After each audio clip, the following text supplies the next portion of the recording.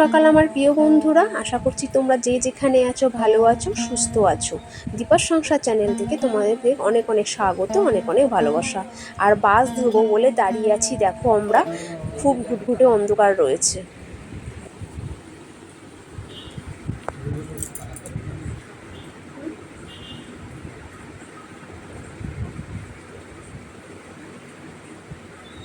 তো দেখো আমরা দীঘায় ঢুকে গেছি আর এখানে খাওয়া শুরু করে দিয়েছি। সকালের টিফিন চলছে এখন। আর ঘরটা হচ্ছে কি, এই যে ঘরটা,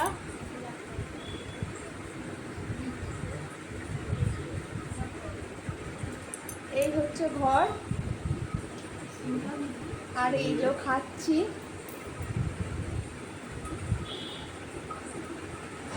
তো চলো খেয়ে নিই, টিফিনটা করে নিই, আর তারপরে দেখতে থাকো তারপরে কি করি, দেখতে থাকো, সঙ্গে থাকো। চলো।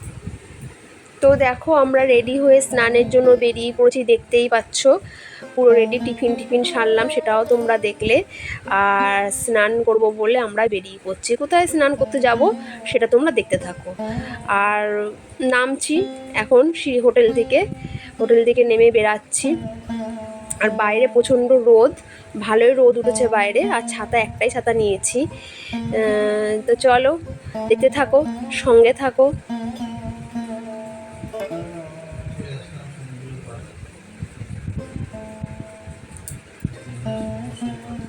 আর তোমরা তো ভাবছো আমি কোথায় এসছি, একটুখানি দেখতে থাকো কষ্ট করে, তাহলেই দেখতে পারবে আমরা কোথায় এসছি। তো এইখানে ভালোই লাগছে, হোটেলটা বেশ ভালোই পেয়েছি। ঘরটা তোমাদেরকে দেখালাম। আর বেশ ভালোই পরিষ্কার পরিচ্ছন্নও আছে, এসিও আছে হোটেলটায়। ভালোই হয়েছে, সুবিধা হয়েছে আমাদের। আর খুব গরম তো এখানে, ভীষণ গরম। এসিটা আছে বলে আমাদের সুবিধা হয়েছে, এতটাই গরম। তো চলো দেখো তোমরা। হ্যাঁ, আর সকালবেলা তোমাদেরকে তো আগের দিন বললাম আমরা ঘুরতে বেরাবো, তো সেটাই তোমাদেরকে দেখাবো কোথায় এসছি। আর তোমরা তো কিছুটা হলেও দেখলে বুঝতে পারবে কোন জায়গায়। রাস্তাটা দেখলে অনেক সময় অনেকে বুঝে যায়। এইসব জায়গায় তো অনেকেই সবসময় আসে না। তো দেখতেই পাচ্ছ আমরা রাস্তা দিয়ে হাঁটছি, আর প্রচণ্ড রোদ বাবা, বাইরে খুব রোদ, মানে এতটাই রোদ গাটা পুরো পুড়ে যাচ্ছিল। চলো ছাতা নিয়ে এসছি, তো ফটো তুলছিলাম বলে, ভিডিও করছিলাম বলে ছাতাটা তখন খুলিনি। ছাতা কিন্তু সঙ্গে আমাদের আছে, একটা ছাতা নিয়ে বেরিয়েছি আপাতত। তো চলো যাই। আর দেখে আশা করি একটু বুঝতে পারছো তোমরা মনে হয় যে রাস্তাটা দেখে কোথায় যাচ্ছি। রাস্তাটা সবারই চেনা যারা এসছো এখানটায়। আর এখানে অনেকেই আসে, মানে অল্প সময়ের জন্য খুবই মানুষের কাছে সুবিধা। আর মানুষ তো এখন কাজের জন্য এতই ব্যস্ত সবাই যে ছুটি কাটা সেরকম একটা কেউ পায় না। যাই হোক, দেখে বুঝে গেছো কোথায় এসছি আমরা এসছি দীঘাতে। তা অনেক দিন ধরে প্ল্যানিং চলছিল। সোমবার দিনকে আমার মেয়ের পরীক্ষা শেষ হয়ে গেছিলো, তো ঠিক করে রেখেছিলাম আসবো এখানটায়। তো মানে সোমবার দিন পরীক্ষা শেষ হয়েছে আর মঙ্গলবার দিন আমরা এসছি। আর আজকের বার হলো মঙ্গলবার। তো দেখতে থাকো, সঙ্গে থাকো। আর এটা দেখতে সবারই ভালো লাগে, মানে যতই দেখি ততই মন ভরে যায়।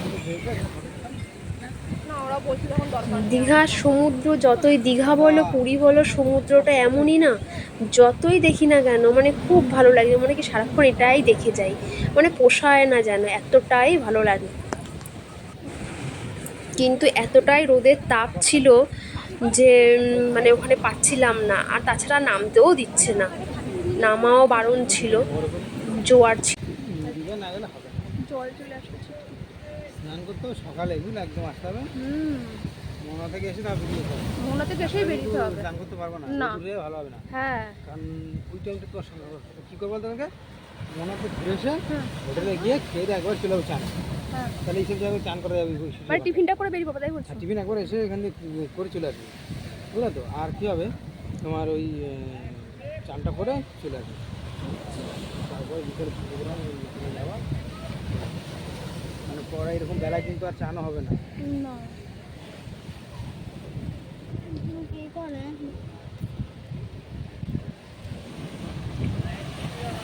তো এখন কাউকে চান করতে দিচ্ছে না, সেহেতু আমরা দাঁড়িয়ে রয়েছি। এখন চলছে জোয়ারে প্রচুর ঢেউ চলছে, তাই এখান থেকে প্রশাসন থেকে বারণ করছে যে নামতে দেওয়া হবে না। তো তো আমরা এখন দাঁড়িয়েই রয়েছি, দাঁড়িয়ে ঢেউটাই দেখছি, ঢেউ অনুভব করছি। আর কি করব বলো, কিছু করার নেই, ঢেউটাই অনুভব করি, আর কিচ্ছু করার নেই। দেখি আগামীকাল যদি নামতে পারি। দেখো সমুদ্রে নামতে দেয়নি বলে আমরা দাঁড়িয়ে এখানেই ছবি তুলে নিচ্ছি রোদের মধ্যে, খুবই রোদে ভাজা হয়ে যাচ্ছি। কিন্তু কি করব বলো, এসেছি ঘুরতে, তো যদি ভিডিওই না করি তাহলে কি আর ভালো লাগে বলো। তাই এখানে দাঁড়িয়ে একটু ভিডিও করে নিলাম। আগামীকাল অন্য জায়গায় যাব।